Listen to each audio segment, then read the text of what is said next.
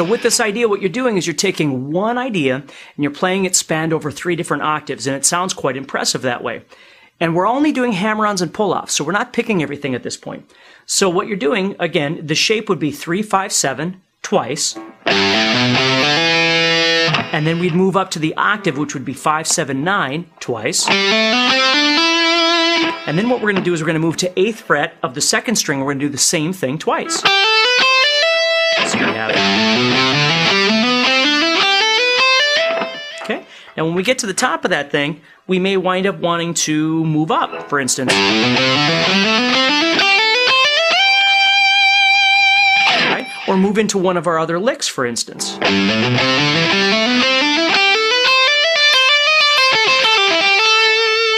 So we might move into that lick. So it gives it more of a blues effect when we get up there with our blue note right there. Okay, so with this idea, it's a bit more diatonic in nature, although we're really not looking at it as do, re, mi, fa, sol, la, ti, do. We're just looking at it as a cool speed lick to be able to do. And what you're doing is you're hammering twice. So again, going back to the thing we talked about earlier, it's really important that you make sure you practice those hammer-ons and pull-offs a lot. Now, as every other lick that we've talked about, it's important to make sure that you're varietizing the things that you're learning. Instead of just learning the lick that's on the tab, make sure you look at all the things that you could do with it. For instance, if I took just this first part here and did it a few times.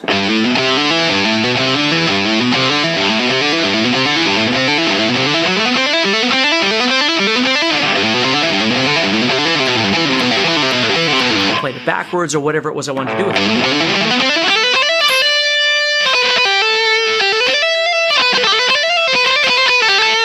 So it's really this kind of Satriani idea of being able to develop more of a hammer-on pull-off concept when you're playing.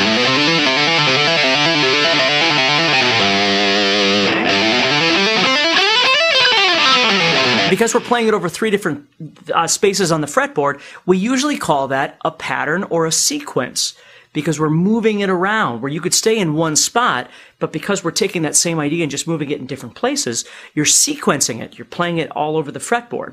So it makes the lick a little longer.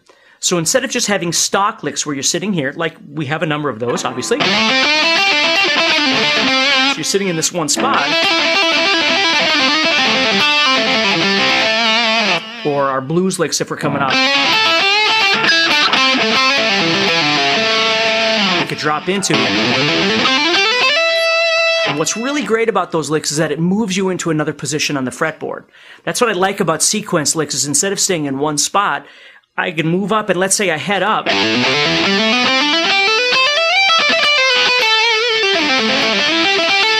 I can move into something else somewhere else on the fretboard.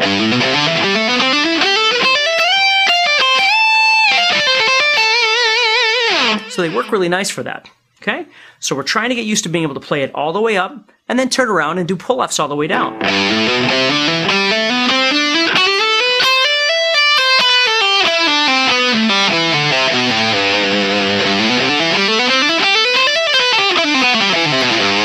Kind of a big jump. Okay? So another really great lick to learn how to play.